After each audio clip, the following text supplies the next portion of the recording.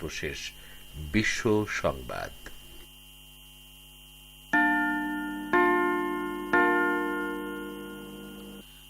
Radio Tehran, শুরু হচ্ছে বিশ্ব সংবাদ।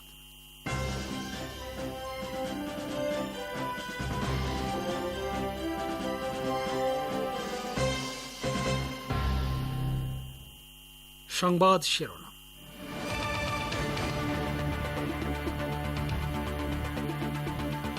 ইহুদিবাদী ইসরায়েল মানবতার শত্রু এবং মধ্যপ্রাচ্যে তেল আবিবের বর্বরতা উপেক্ষা করার সুযোগ নেই বললেন ইরানের প্রেসিডেন্ট ইব্রাহিম রাইসি। আজারবাইজানের যুদ্ধ বিধ্বস্ত নগর্ণ কারাবাখ অঞ্চলের পুনর্নির্মাণে ইরানকে অংশগ্রহণ করার আহ্বান জানালেন প্রেসিডেন্ট ইলহাম আলিয়েভ। বাংলাদেশে দলীয় সরকারের অধীনে নির্বাচনই একমাত্র সমাধান বলে মন্তব্য করেছেন বিদায়ী প্রধান নির্বাচন commissioner K M Nurul Huda.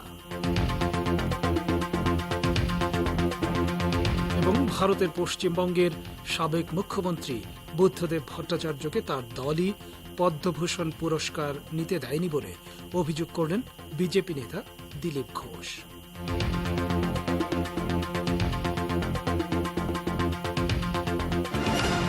আসসালামু আলাইকুম শ্রোতা বন্ধুরা, সংবাদ শিরোনাম শুনলেন। এবার বিস্তারিত বিশ্ব সংবাদে আমন্ত্রণ জানাচ্ছি আমি সোহেল আহমেদ। ইরানের প্রেসিডেন্ট সাইয়েদ ইব্রাহিম রাইসি বলেছেন, ইহুদিবাদ ইসরায়েল হচ্ছে মানবতার শত্রু। তিনি বলেন, ইসরায়েল এই অঞ্চলের জনগণের বিরুদ্ধে যে বর্বরতা চালাচ্ছে তা উপেক্ষা করার সুযোগ নেই। বুধবার সন্ধ্যায় ইরান সফররত আজারবাইজানের প্রতিরক্ষামন্ত্রী কর্নেল জেনারেল জাকির হাসানোভের সঙ্গে বৈঠকে একথা বলেন ইরানের প্রেসিডেন্ট। তিনি বলেন, ইহুদিবাদ ইসরায়েল কোনো মুসলিম দেশের বন্ধু হতে পারে না। ইসরায়েলের দখলদারিত্ব ও বর্বরতা ফিলিস্তিনি জাতি এবং এ অঞ্চলের জনগণের বিরুদ্ধে অমোচনীয় সত্য। আমেরিকা এবং ব্রিটেনের ষড়যন্ত্রে 1948 সালে অবৈধ ইহুদি রাষ্ট্র ইসরায়েল প্রতিষ্ঠার পর থেকে এ পর্যন্ত তারা ফিলিস্তিন সহ আশেপাশের বিস্তীর্ণ ভূমি দখল করেছে। 1967 সালের যুদ্ধে ইসরায়েল সিরিয়ার গোলান মালভূমি এবং মিশরের সিনাই উপত্যকা দখল করে নেয়।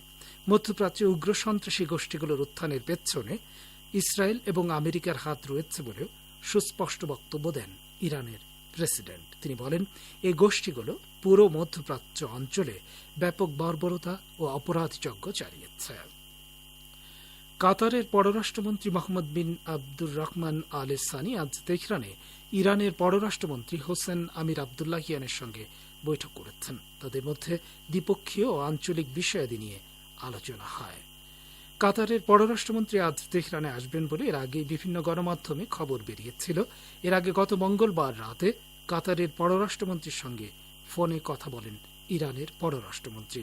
তাদের মধ্যে আঞ্চলিক বিষয়াদি নিয়ে কথা হয়। ফোন আলাপে তারা দুই দেশের মধ্যে কূটনৈতিক যোগাযোগ বাড়ানোর উপর গুরুত্ব আরোপ করেছিলেন। আজারবাইজানের প্রেসিডেন্ট ইলহাম আলিয়েভ যুদ্ধ বিধ্বস্ত নগর্ণ কারাবাখ অঞ্চলের পুনর্নির্মাণে ইরানকে অংশগ্রহণ করার আহ্বান জানিয়েছেন। তিনি বলেছেন, ইরানি কোম্পানিগুলো যত দ্রুত সম্ভব এই পুনর্নির্মাণ কার্যে সক্রিয় অংশগ্রহণ করবে বলে বাকু আশা করছে। ইরানের সড়ক ও নগর উন্নয়ন মন্ত্রী রুস্তম কাসেমি এক প্রতিনিধি দল নিয়ে বর্তমানে আজারবাইজানের যুদ্ধ বিধ্বস্ত নগর্ণ কারাবাখ অঞ্চল সফর করছেন। গতকাল ওই অঞ্চলের একটি ভবন থেকে প্রেসিডেন্ট আলিয়েভের সঙ্গে ভিডিও কনফারেন্সে কথা বলেন কাসেমি। 2020 সালের সেপ্টেম্বরে কারাবাখ যুদ্ধে আজারবাইজান নগর্ণ কারাবাখের হাতছাড়া হয়ে যাওয়া বেশিরভাগ অঞ্চল পুনরুদ্ধার করতে সক্ষম হয়। 1990-এর দশকের গোড়ার দিকে অনুষ্ঠিত যুদ্ধে আর্মেনিয়া এসব অঞ্চল দখল করে নিয়েছিল। আপনারা বিশ্ব সংবাদ শুনছেন রেডিও তেহরান থেকে। বাংলাদেশে দলীয় সরকারের অধীনে নির্বাচন কঠিন হলেও এটাই একমাত্র সমাধান বলে মন্তব্য করেছেন বিদায়ী প্রধান নির্বাচন commissioner K M Nurul Huda. টানা 5 বছর দায়িত্ব পালনের মেয়াদ উত্তীর্ণ হবার প্রাক্কালে আজ ঢাকায় মিট দ্য প্রেস অনুষ্ঠানে এমন মন্তব্য করেন সিইসি। এ সম্পর্কে আরো জানাচ্ছেন ঢাকা থেকে আমাদের বিশেষ সংবাদদাতা। বাংলাদেশে দলীয় সরকারের অধীনে নির্বাচন কঠিন হলেও এটাই একমাত্র সমাধান বলে মন্তব্য করেছেন প্রধান নির্বাচন commissioner K M Nurul Huda. টানা 5 বছর দায়িত্ব পালনের মেয়াদ উত্তীর্ণ হবার প্রাক্কালে আজ বৃহস্পতিবার দুপুরে নির্বাচন ভবনে আয়োজিত মিট দ্য প্রেস অনুষ্ঠানে এমন মন্তব্য করেন প্রধান নির্বাচন কমিশনার কেম নুরুল হুদা বলেন, দলীয় সরকারের অধীনে নির্বাচন করা আর জরুরি সময়ে সামরিক সরকারের অধীনে নির্বাচনের মধ্যে পার্থক্য আছে। এর আগে শামসুল হুদার নির্বাচন কমিশন প্রশংসা পেয়েছে। তখন যে পরিবেশ পরিস্থিতি ছিল সেটা ছিল একটা জরুরি অবস্থার মধ্যে। ক্যান্টনমেন্টের আশীর্বাদ নিয়ে ওই নির্বাচন করা হয়েছিল। তবে এই অবস্থা গণতান্ত্রিক পরিবেশকে সম্প্রসারিত করে না। গণতন্ত্রে উন্মুক্ত পরিবেশ থাকতে হবে উল্লেখ করে নুরুল হুদা বলেন, এখানে বন্দুকের নল অথবা লাঠি উঁচিয়ে নির্বাচনকে নিয়ন্ত্রণ করা যায় না। এটার জন্য দরকার উন্মুক্ত পরিবেশ। সেখানে ভুলভ্রান্তি হবে, সেখানে সংঘাত হবে, বিতর্ক হবে, মিছিল হবে, মিটিং হবে, এখন যেমন হয়। তিনি বলেন, বন্দুক মাথায় রেখে নির্বাচনের অবস্থা একটা হতে পারে, কিন্তু চিরদিনই সেটা হতে পারে না। তার জন্য খুলে দিতে হবে দরজা। এখন সেই দরজা খুলে গেছে।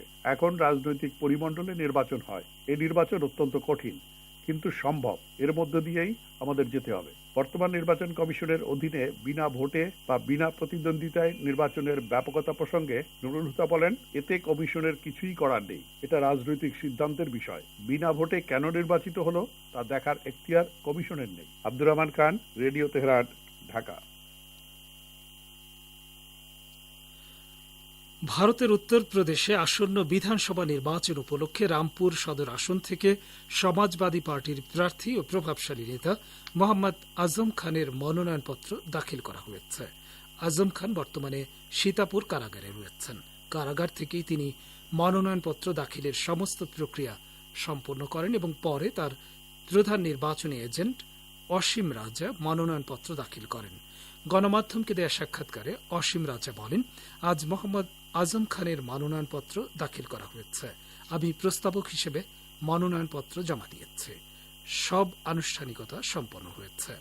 আজম খান রামপুর সদর আসন থেকে সমাজবাদী পার্টির হয়ে লড়বেন। তার পরিবারকে রামপুরে প্রভাবশালী মনে করা হয়। ভারতের পশ্চিমবঙ্গের সাবেক মুখ্যমন্ত্রী বুদ্ধদেব ভট্টাচার্যকে তার দল সিপিএম পদ্মভূষণ পুরস্কার নিতে দেয়নি বলে অভিযোগ করেছেন বিজেপি নেতা দিলীপ ঘোষ।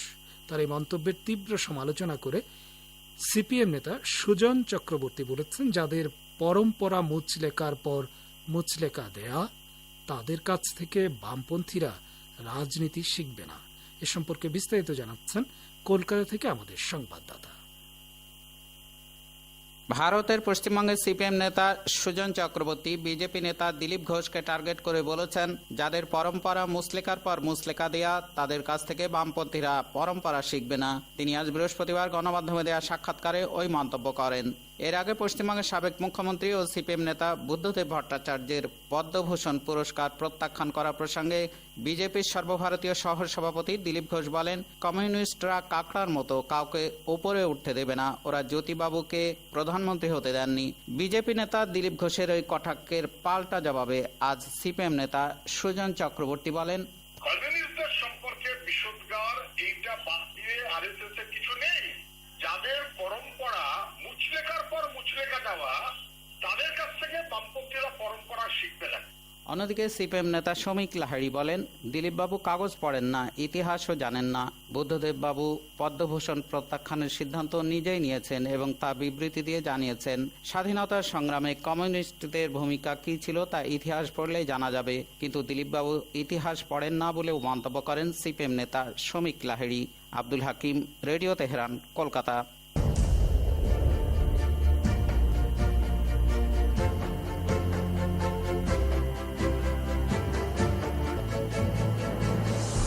রেডিও তেহরান, খবরের সঙ্গে 24 ঘন্টা। ভিজিট করুন আমাদের ওয়েব পেজ farstoday.com/bn।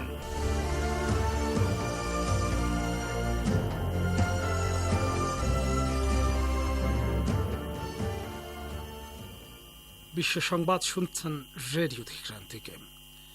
জাতিসংঘের আফগানিস্তান বিষয়ক সাবেক বিশেষ প্রতিনিধি কাই আইডি বলেছেন, আমেরিকাকে অবশ্যই আফগানিস্তানের জব্দ করা অর্থ ফেরত দিতে হবে। নরওয়ের রাজধানী অসলো সফররত তালেবান সরকারের পররাষ্ট্রমন্ত্রী আমির খান মুত্তাকির সঙ্গে এক বৈঠকের পর তিনি এ মন্তব্য করেন। বুধবার মুত্তাকির সঙ্গে সাক্ষাতের পর নরওয়ের এই কূটনীতিক এক টুইটার বার্তায় লিখেছেন, আফগানিস্তানে একটি সম্ভাব্য বিপর্যয় রোধ করতে আমেরিকাকে দেশটির অর্থ ফেরত দিতে হবে। কাই আইডি বলেন, আফগানিস্তানে বাকস্বাধীনতা ও মেয়েদের লেখাপড়া শেখার অধিকার বর্তমানে আন্তর্জাতিক সমাজের অগ্রাধিকার হলেও তা অর্জিত না হওয়া পর্যন্ত দেশটির জনগণকে কষ্ট দেয়া যাবে না। আফগানিস্তানের জব্দ করা অর্থ দেশটিকে ফেরত না দিলে আফগান সংকটের কোনো সুরাহা হবে না। ব্রিটিশ পররাষ্ট্রমন্ত্রী লিজ ট্রাস ভিয়েনায় চলমান পরমাণু সমঝোতা পুনরুজ্জীবনের আলোচনা প্রক্রিয়ার যে সমালোচনা করেছেন, তেহরান তার কঠোর জবাব দিয়েছে। ইরানের পররাষ্ট্র মন্ত্রণালয়ের মুখপাত্র সাইদ খাতিবজাদে ট্রাসের বক্তব্যকে ভিত্তিহীন ও অন্তঃসারশূন্য বলে মন্তব্য করেন। ট্রাস মঙ্গলবার ব্রিটিশ পার্লামেন্টে দেয়া বক্তব্যে বলেছিলেন, ইরানের সঙ্গে চলমান পরমাণু আলোচনা একটি বিপজ্জনক অচলাবস্থার দিকে ধাবিত হচ্ছে। ব্রিটিশ পররাষ্ট্রমন্ত্রীর এ বক্তব্যের জবাবে খাতিবজাদে বলেন যে ব্রিটেন পরমাণু সমঝোতাকে কার্যকর করার কোনো ব্যবস্থা নেয়নি, বরং উল্টো আমেরিকার বেআইনি ও অমানবিক নিষেধাজ্ঞাকে সমর্থন করেছে। তার মুখে এসব কথা মানায় না। তিনি ট্রাসের বক্তব্যকে অন্তঃসারশূন্য হুমকি হিসেবে উল্লেখ করে বলেন, ব্রিটেন পরমাণু সমঝোতার ব্যাপারে যে বেআইনি ও অনৈতিক কাজ করেছে, এ ধরনের বক্তব্য দিয়ে তার অপরাধের মাত্রা কমানো যাবে না। ইরান বিগত 40 বছরে নিজের সবটুকু সামর্থ্য নিয়ে আফগানিস্তানের জনগণের পাশে ছিল এবং ভবিষ্যতেও থাকবে। জাতিসংঘে নিযুক্ত ইরানের স্থায়ী প্রতিনিধি মাজিদ তাখতে রাবাঞ্চি বুধবার নিরাপত্তা পরিষদে আফগানিস্তান বিষয়ক এক বৈঠকে একথা বলেন। তিনি বলেন, এটি আফগানিস্তান বিষয়ক ইরানের রাষ্ট্রীয় নীতি, যার প্রতি সর্বোচ্চ নেতার পূর্ণ সমর্থন রয়েছে। তিনি আফগানিস্তানের নজিরবিহীন মানবিক সংকটের কথা উল্লেখ করে বলেন, জাতিসংঘের প্রতিবেদন অনুযায়ী আফগানিস্তানের 2,40,00,000-এরও বেশি মানুষের এখন মানবিক ত্রাণ সহায়তার প্রয়োজন। ইরান এখন পর্যন্ত আফগানিস্তানে খাদ্য, ওষুধ ও চিকিৎসা সামগ্রী সহ শত শত টন ত্রাণ পাঠিয়েছে জানিয়ে তাখতে রাবাঞ্চি বলেন, তালেবান আফগানিস্তানের ক্ষমতা দখল করার পরও দেশটির জনগণের কথা ভেবে ইরান নিজের সীমান্ত খোলা রেখেছে এবং দুই দেশের মধ্যকার বাণিজ্যিক লেনদেন চালু রেখেছে। রাশিয়ার প্রেসিডেন্ট ভ্লাদিমির পুতিনকে তুরস্ক সফরের আমন্ত্রণ জানিয়েছেন প্রেসিডেন্ট রজব তায়েব এরদোগান। রুশ প্রেসিডেন্ট তুরস্ক সফর এলে তার সঙ্গে দ্বিপক্ষীয় ও আঞ্চলিক সম্পর্ক জোরদারের বিষয়ে আলোচনা হবে। তবে পুতিন আমন্ত্রণ গ্রহণ করেছেন কিনা সে বিষয়ে কিচ্ছু জানা যায়নি। রাশিয়ার কাছ থেকে আকাশ প্রতিরক্ষা ব্যবস্থা S-400 কেনা নিয়ে দুই দেশের ঘনিষ্ঠতা কিছুটা বেড়েছে।